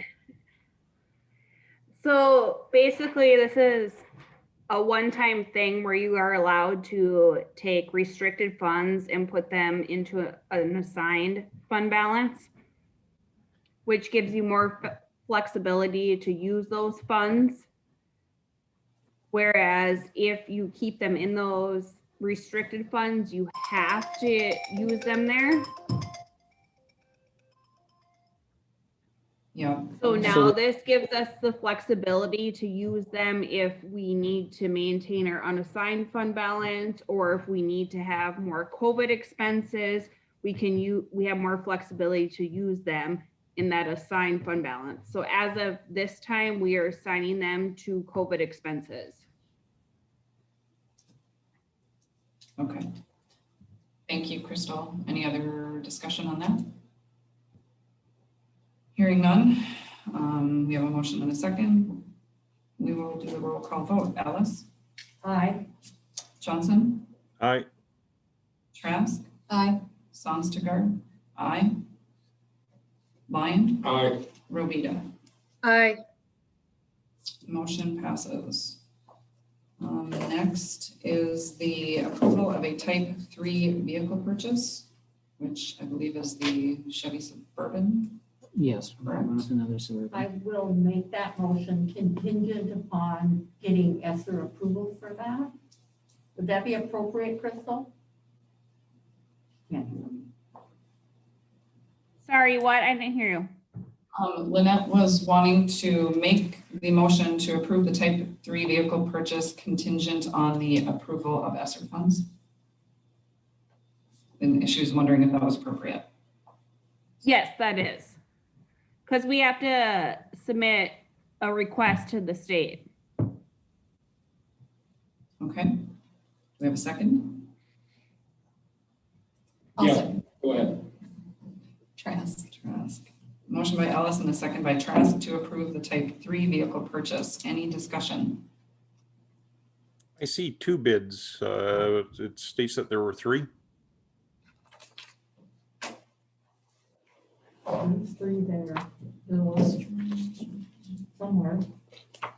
Yeah, I'm trying to find it. Yeah. 3. Yeah, there's 3. There's Dahlstrom, 3. Ritchie, and Donald.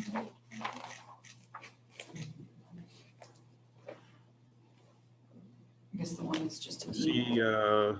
Dahlstrom and the Dondel, whichever one. There's one more. There's one more price. The other one was from Lake Country, and I think it was only like a few page thing. It just has their logo at the very top. It's kind of It looked kind of odd. Was that the one from Jason? No. It's Lake Country, Dahlstrom and Dondelinger. Yeah.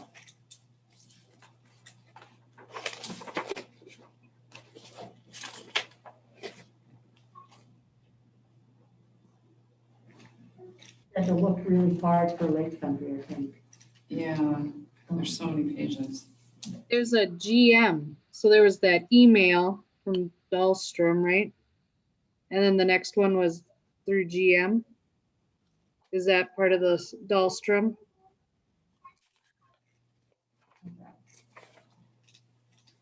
There's one where there's a handwritten note that it's $54,008.80 less $63,000. I think that was from Lake Country.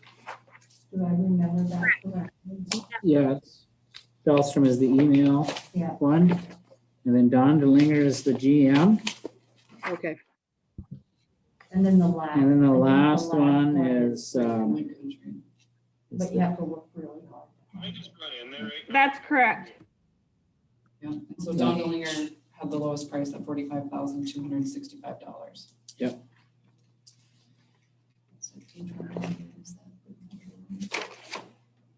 And looking through them all, they all have, I assume they wanted trailering equipment.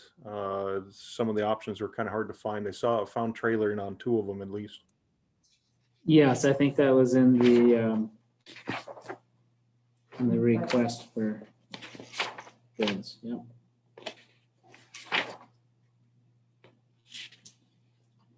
Any other questions or discussion on the vehicle? If not, we have a motion and a second. We'll do the roll call vote. Ellis, Aye. Johnson, Aye. Trask, Aye. Sonstergaard, aye. Lyon, Aye. Robita, Aye. motion passes. We have, the next motion would be to approve the 2021-2022 course registration handbook. With, I suppose, the understanding we'll come back and revisit some of the math I items. would put that in the motion. Just table it or? I'll make the motion with that contingency that we Okay. addressed. Contingent on concerns that, that were brought up to me regarding math curriculum. Okay. So we have a motion by Trask. We have a second. I'll second that. Okay, a motion by Trask, second by Ellis to approve the 2022 course registration handbook with the plan to review the math curriculum next month. Any further discussion? Hearing none. Roll call vote. Ellis, Aye.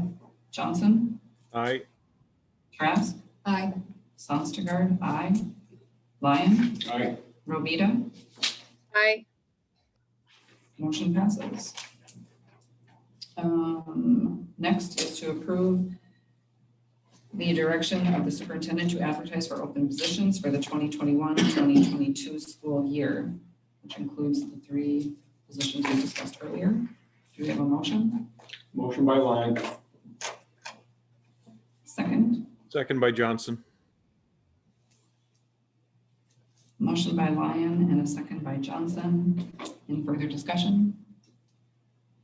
Is there, just, I guess, from some of us that have been here, we'd kind of like to know how that's gonna go, if it's just gonna go right to the teachers union group. I know it's an open application, but, will they have first shot at it technically? No, they'll be advertised internally and in the public. But I mean, when it comes down to, how does that work with the school board? I mean, is it kind of, I mean, I'm sure it's unwritten law, whatever, but I've been involved in that personally before, where if it's a teacher over me, because he was a teacher. And I think if it's a $6,000 or $7,000 job, I think it'd be worth it to look in the community pretty hard too. You might find someone who's in the community who might want that part-time job that might, not necessarily do a better job, but do a better job. If a teacher's got their plate full and now you're adding on 6/10 of another job, obviously that's a lot. I mean, the pay is great if that's the case. I'd love another $7,000 at my job and still do the same hours, but you're adding on 6/10, you know what I'm saying? Well, just a fair shot. Tim and I spoke about this as well. I think there's gonna be a big fear in the community for people to apply because they understand that if whoever internally applies, they're gonna get a job over them, just kind of way up there, the teachers union get it. And I guess I personally, and I'm not gonna speak for the room, I think I can speak for a lot of them, but we want a little assurance that that's not gonna happen again. Is this job under the teachers union, Jeff? The activities director? I don't think activities director, Liz, is that on the list of, Pardon me? do you remember if the activities director is on that list of I extracurricular? thought it was, but It has been. yeah. But how about the community ed? Was that on the teachers list? That's not. No. Because this is community ed activity director. Well, it's both, right? Right, it's both, but it's, yeah. But I just know from past experiences dealing with both of these ADs, the first one as I was coaching when he was here, and this one as an official coming here they're scrambled for time. And there's no doubt when you have a full-time job as dean of students, if it was a full-time gig, I don't know if it was, and now you add on whatever 6/10 of this AD. And I know you said you break it down to less than that, but in reality, if you're going to make those games, like I can tell you that in section 8, as I travel for officiating, every AD stops into the room. If they don't, they have an assistant and they stop, and usually they give us a check. Now here we don't get checks. We got to do the online contract and whatever. But I think that's, I don't know, does anybody else think that? I guess it would be, maybe give some of the coaches some say in it, maybe give some. Yeah, we'll have a mixed group of people on the hiring committee. And I can't exclude people from applying. I can't say we're not going to even consider teachers. I think we need to consider everyone, and I think you bring a valid point. We need to consider people in the community and go through the process and trust the mix of the committee people to do our best to choose the right candidates. And we'll have some public school board members on there and a couple administrators and some staff, and staff will include coaches where appropriate, so. So is it fair for us to try to get the word out that this won't be? I mean, I guess I will say there's a little bit of a pattern over the years, and Mr. Schultz left, he was on the school board when it happened, I believe, but there's a little bit of a pattern of if two candidates come in, and let's just say they're close, it will always go to the teachers union, always. And so I guess that's where some of us are at, that if we have a better candidate that we can talk into coming, or a good candidate, we want them to have a fair shake at this, and not just on paper for the apply. I mean, really a fair shot at it. I think if you're the athletic director, a lot of your coaches have to be kind of in your corner and vice versa. Well, Keith, here's my response. Superintendent, I put together a hiring committee and we make a recommendation to the school board. And the school board is responsible for accepting that recommendation, whoever it is. So I think it's important for the public to communicate with their school board members what you're looking for in the position. That's the best I can do. And I guarantee it's not going to be someone that is on staff already. I can't guarantee that.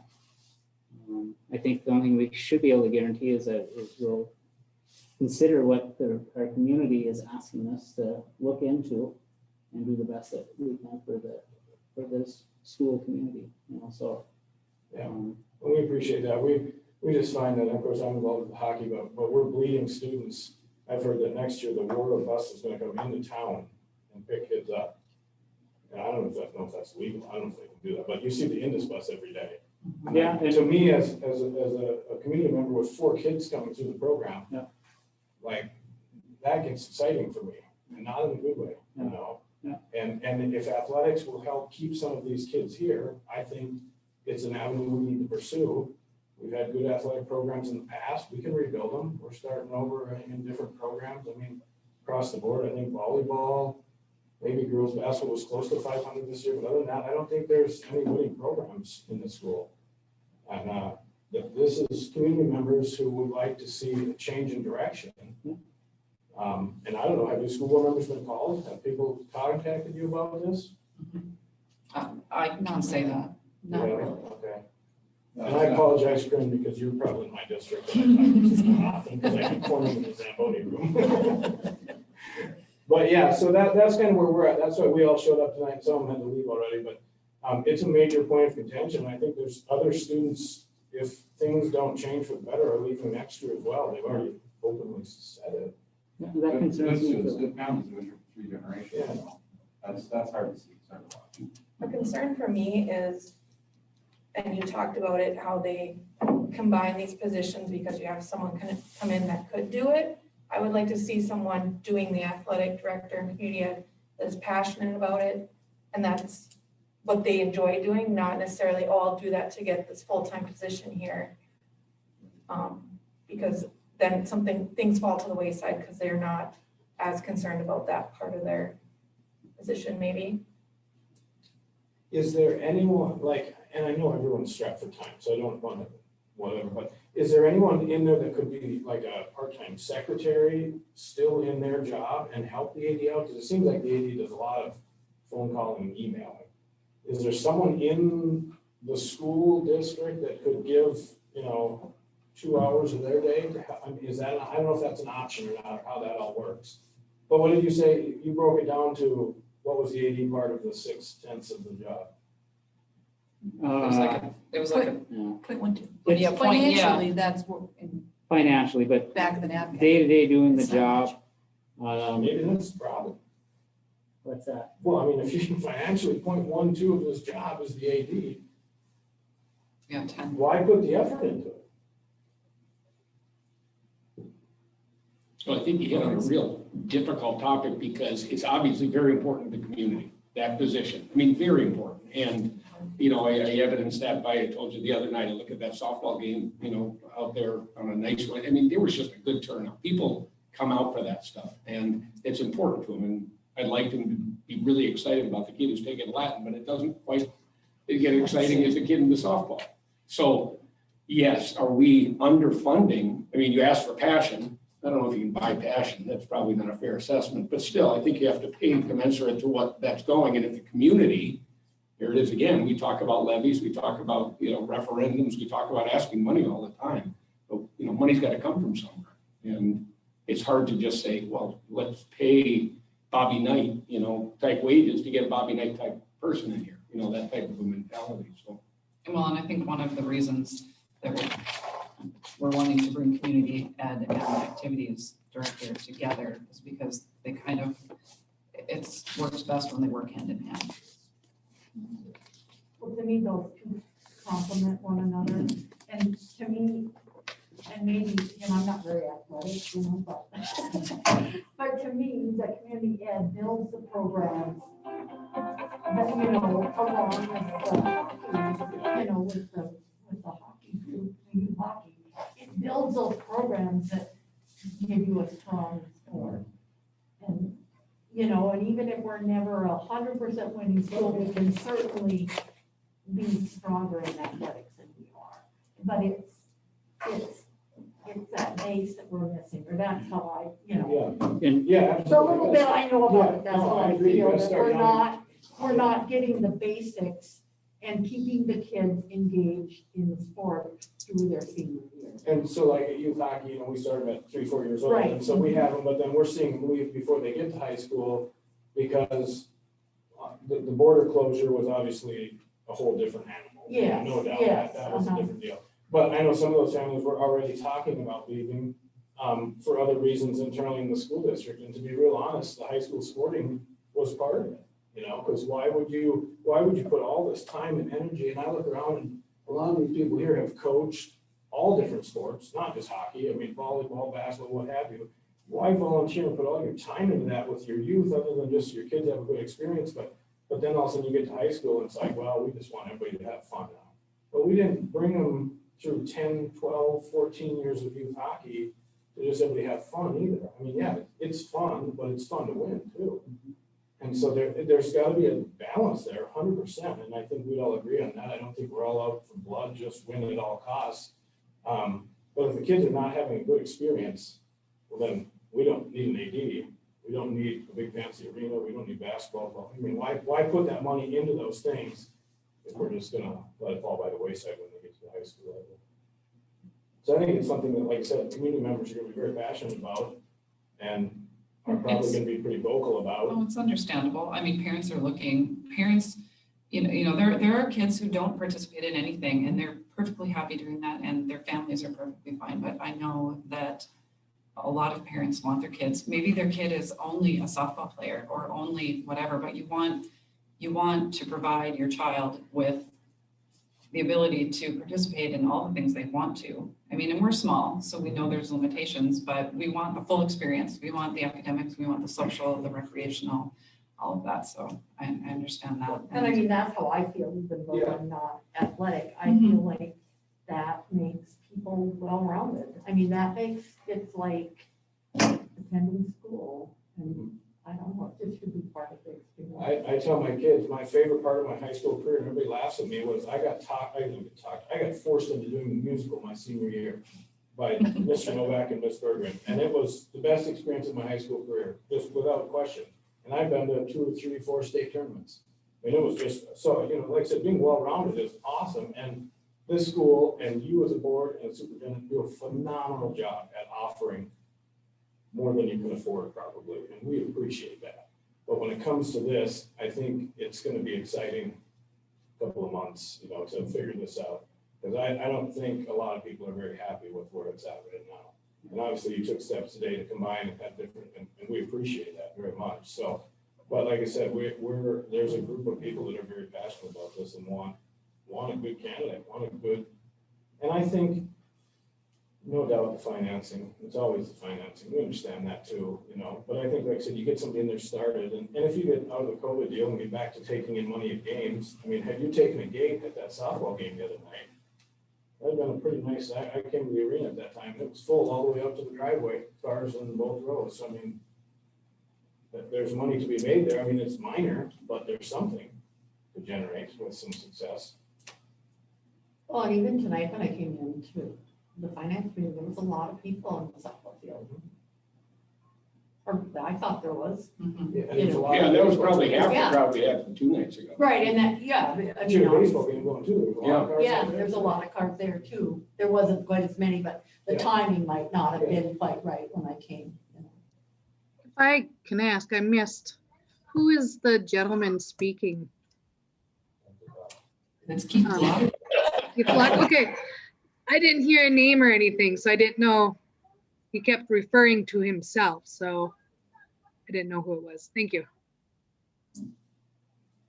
She's down the right. Your math's gonna be a little tough when your kids get there.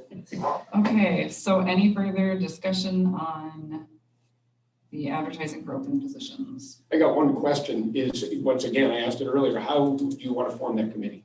I mean, I'm obviously putting my foot out here and saying, but you got a number in your head, 6 people, you got an idea of coaches, staff, administration, and citizens. I mean, do you want to take the charge of that, or are you gonna?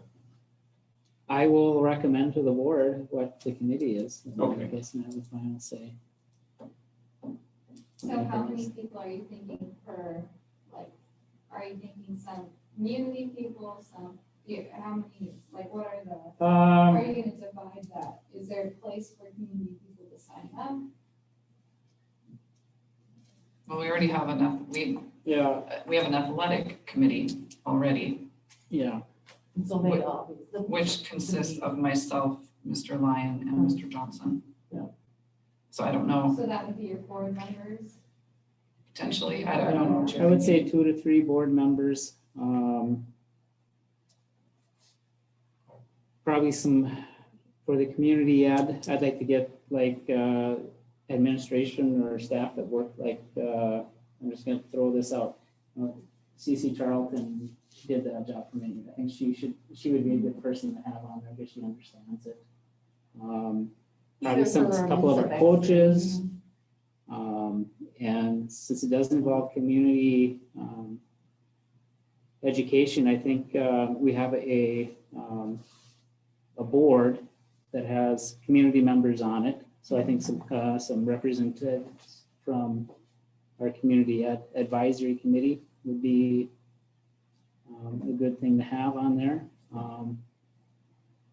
Opening it up to the public, that in concept, it sounds like a good idea, but who do I choose and who don't I choose? I'm not sure how I could do that where people would feel that they're being treated fairly. Is there community members on the community ed? Yes, that's community members, but it might not be anyone in this room. Right, You yeah, know, so yeah. that would put me in a really hard spot to say, yes, you can be on the committee, and I got 10 other people saying, well, why not me? You I know, think so, just being aware maybe of people who are involved yeah, in those things. Yeah. You know, don't pick someone who's never, ever had their kid in Yeah. any of the programs. and technically, legally, when you have your school board members serving on these types of committees, those tend to be open to the public. I mean, you can't participate, but they can be, they're open to the public. Just someone probably involved. Yeah. So there's ways for general public to be involved, but I'm a little leery of specifically just opening it up and picking someone in the community. And I totally understand what you're saying, but then can you understand where that makes us a little weary? Yep, and that's where I feel you gotta trust the process, trust your school board members that you elected into office. When we list those interviews, coming and listening in on them. I mean, that's part of the system, I guess. I mean, I guess, yeah. I guess the representation from your districts or to go to your board members, all of the board members, because there will be a final vote of it. But I think if you have the option to attend the interviews, I think that's your best. Because then you can get back to your board representative. And I mean, I think to me, this is an example of how it does help to raise a concern. I mean, I don't think I've had anyone, I've just heard a few rumblings, but I've really never had anyone talk to me directly about it. But, you know, it might be because they don't know who I am, might be because the city of Badette is apathetic about, I don't know. You know, you don't know why that is, but for whatever reason. So then will you open that up then for people to come and sit in on the interviews? If there's board members on the committee, then It has to be, doesn't it? Yep, it's posted as a meeting. To switch topics a little bit, is there anything legally we can do? I mean, we keep hearing about War buses coming to Badette next year. One's actually coming. Yeah. Two different ones. One's coming to Badette, one's coming out, you know, to Morris Point areas picking up people. Is there, I mean, it's almost, I mean, yes, we've always had the industry, some people go, but with Warroad sending a bus and furthering all the way into Badette, I feel like if we don't somehow figure out a way to stop that, we're gonna be losing money out of this school district at a fast pace. Yeah. I don't have an answer right now. But there is nothing legally you can I'm just Legally, saying, I no, think it's open something we need to enrollment, start. I know there's open enrollment, but there's gotta be some way that, I mean, it's gotta be, listen, if you wanna go to work, you gotta move to Warroad or. I Well, mean, I just we don't- go over into also outside of our district, pick up kids too. I mean, so it works both ways. And I bet you we're at the losing end of it. right now, you're probably right, but it does, Guaranteed. over the years, it And has, it's gonna get it worse. has facilitated and gone both ways, you know. talk to people who are doing it. I have. No, trust me, I have. But you know what I There's mean? no To change me, in that's the mind. best, you I'll know, tell you that's that, the there's best. no thing change to in their do. mind, it's unbelievable night and day difference. Or try and talk us into it, you know. Well, can you blame them if they're offering a better program? I mean, I think that's where we need to focus on. Yeah, that's, What we have yeah. here, Well, that's the thing. build what we have, yeah. so they don't want to do. Right. Well, and to me, this is the first step, Mhm. you know. But if they're sending a bus, they're gonna try to fill it. Oh, yes, definitely. Well, We should probably adjourn. we should probably adjourn, yes. So we have one more roll call vote for the advertising. So, Ellis, Aye. Johnson, Aye. Trask, Aye. Sonstigar? Aye. Lyon? Aye. Robita? Aye. Motion passes. Is there any other business? Hearing none, we will adjourn at 8:08. Thanks for coming. Thank you. I think your point at the end is exactly what it is. I don't think we ever, I mean, you gotta look at the math of numbers, things like athletics are all important.